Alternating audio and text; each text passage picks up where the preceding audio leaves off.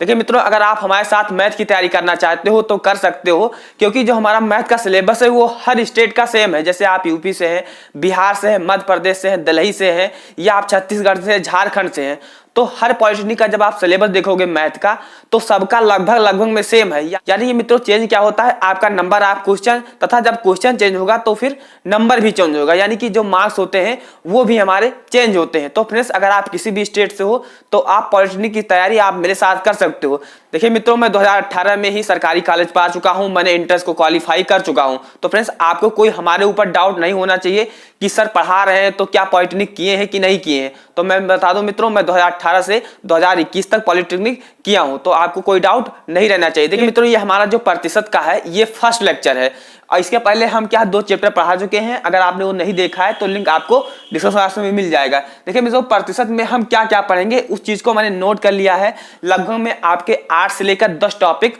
प्रतिशत में पूछे जाते हैं। बात करें मित्रों, जो हमारा प्रतिशत होता है वो आपके पेपर में कितना वेटेज रखता है। देखिए मित्रों, अगर आप किसी भी स्टेट से हैं तो जो आपके प्रश्न पत्र में, जैसे मैं यूपी का बात करूं, बिहार का बात करूं, तो उसमें 4 से लेकर 5 क्वेश्चन आराम से आपको प्रतिशत आधारित देखने को मिल जाएंगे। देखिए मित्रों, प्रतिशत का तो डायरेक्ट क्वेश्चन पूछे जाते हैं, लेकिन प्रतिशत पे आधारित जैसे हमारा लाभ हानि हो गया, डिस्काउंट हो गया, तो जिन बच्चों का क्या है प्रतिशत मजबूत रहता है वो आसानी से लाभ हानि, यानी जिसे हम क्या है प्रॉफिट लॉस बोलते हैं, तथा आपका डिस्काउंट यानी जिसे बट्टा बोलते हैं, उसे भी आप आसानी से सॉल्व कर सकते हो। देखिए मित्रों, मैं पढ़ा रहा हूं या कोई भी टीचर से अगर आप पढ़ रहे हो तो उसको एक दिन में जज करने की कोशिश मत कीजिए, यानी क्या वो अच्छा पढ़ा रहा है कि नहीं पढ़ा रहा है। कम से कम आप उसका 5 से लेकर 7 लेक्चर लीजिए, फिर उसको आप समझ जाओगे कि ये कैसा पढ़ा रहा है। फिर मित्रों, अगर आपको ना समझ में आए तो उसको आप स्किप करके दूसरे टीचर से पढ़ सकते हो, क्योंकि आपके पास यूट्यूब पर ऑप्शन है। तो मित्रों, अगर आप पढ़ने आए हो हमारे साथ तो आप पढ़ सकते हो, लेकिन कम से कम आप मुझे 5 दिन का समय दीजिए। ऐसे मुझे क्या है स्किप मत करिए। तो मित्रों, अगर आप पढ़ने आए हो तो मेरे साथ कम से कम 5 दिन पढ़िए। देखिए मित्रों, प्रतिशत के बारे में बात करें तो सबसे पहले हमारा टॉपिक आता है कि प्रतिशत क्या है। मैं आगे आपको यही बताऊंगा कि प्रतिशत क्या है। मित्रों, फिर प्रतिशत से रिलेटेड हमारा नेक्स्ट टॉपिक के बारे में क्वेश्चन बनता है कि किसी भी नंबर को भिन्न में बदलो। भिन्न का मतलब ये अपान बी के रूप में लिखो, जैसे 5/3, 7/4 ऐसे उसको लिखो। आगे बात करें फ्रेंड्स, फिर किसी भी नंबर को या कैसे भी दिया है, कोई भी संख्या दी हुई है, उसको क्या है आप दशमलव में बदलो, यानी दशमलव 0.23 ऐसे करके, यानी आप क्या है डेसिमल में बदलिए। इसी में फ्रेंड्स हमारा नेक्स्ट टॉपिक बनता है कि आप क्या है प्रतिशत निकालें। जैसे कोई नंबर आपको दे दिया गया है, जैसे मान लीजिए 240 दे दिया गया, तो आपसे कहा गया कि इसका 30% निकालिए या 35% निकालिए, 12.5% निकालिए।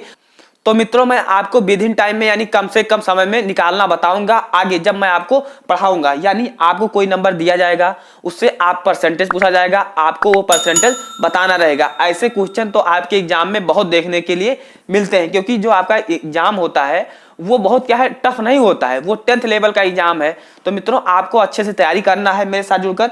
मित्रों, फिर इसी में हमारा नेक्स्ट टॉपिक आता है आय एवं व्यय पर आधारित, यानी कि इनकम तथा एक्सपेंडिचर पर आधारित, जिसे हम आय व्यय बोलते हैं, उस पर आधारित क्वेश्चन बनेंगे। जैसे मान लीजिए गीता है, सीता है, या मान लीजिए राम है, वो इतना रुपया कमाता है, इतना बचाता है, तो वो खर्च कितना करता है, या इतना कमाता है, इतना खर्च करता है, तो बचाता कितना है।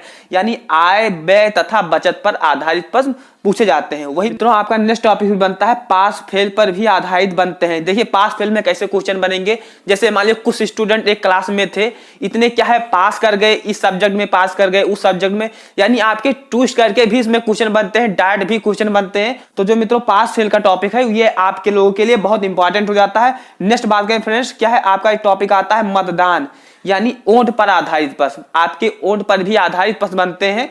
और मित्रों, जो इस टॉपिक से क्लियर नहीं हो पाते हैं, आता है हमारा मिसलेनियस, जिसे हम क्या है विविध बोलते हैं।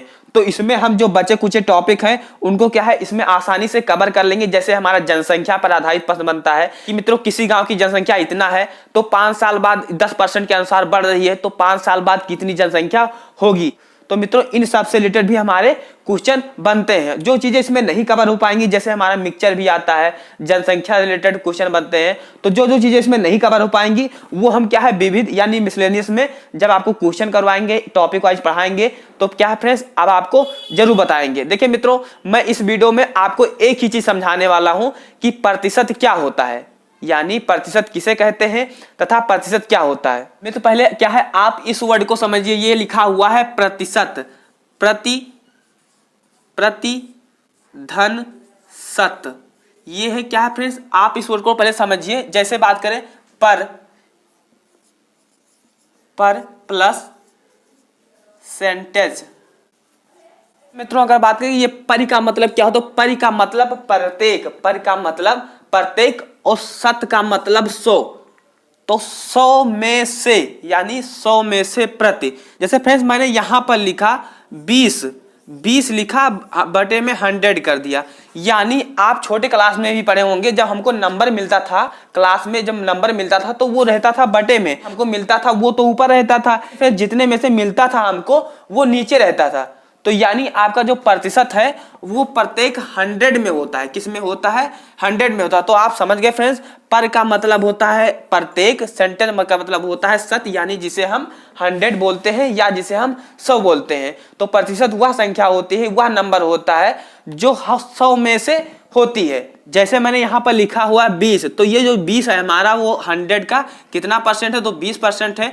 जैसे मैंने लिख दिया यहाँ पर 12, तो ये 100 का कितना परसेंट है, तो ये 12% है। ऐसे मैंने यहाँ पर लिख दिया 40, यहाँ पर मैंने लिख दिया 40 या 40, तो ये 100 का कितना परसेंट है, तो 40% है। तो जो मित्रों हमारा जो प्रतिशत होता है वो 100 पर डिपेंड होता है। आप 100 के स्थान पर कोई मानोगे तो जो आपका आंसर आएगा हमेशा वो सेम आएगा। तो फ्रेंड्स आशा करते हैं कि ये टॉपिक आप समझे होंगे कि हमको क्या क्या चीजें पढ़ना है, तथा मैंने थोड़ा बेसिक बता दिया है कि प्रतिशत होता क्या है। अब मैं नेक्स्ट टॉपिक में आपको प्रतिशत दोबारा बताऊंगा, तथा भिन्न से दशमलव में बदलना, दशमलव से भिन्न में बदलना, प्रतिशत निकालना, मैं आपको सारी चीजें बताऊंगा। तो तथा फ्रेंड्स अगर आप हमारे चैनल पर नए हैं तो चैनल को जरूर सब्सक्राइब कीजिएगा, क्योंकि हम जैसे नेक्स्ट वीडियो अपलोड करें प्रतिशत के बारे में या कोई भी पॉइंट से संबंधित, तो फ्रेंड्स आपको आसानी से मिल जाए, कहीं पर ढूंढने की जरूरत ना पड़े। तो अगर आप हमारे चैनल पर नए हैं तो चैनल को जरूर सब्सक्राइब कीजिएगा। मिलते हैं अगले वीडियो में, तब तक के लिए जय हिंद, वंदे मातरम।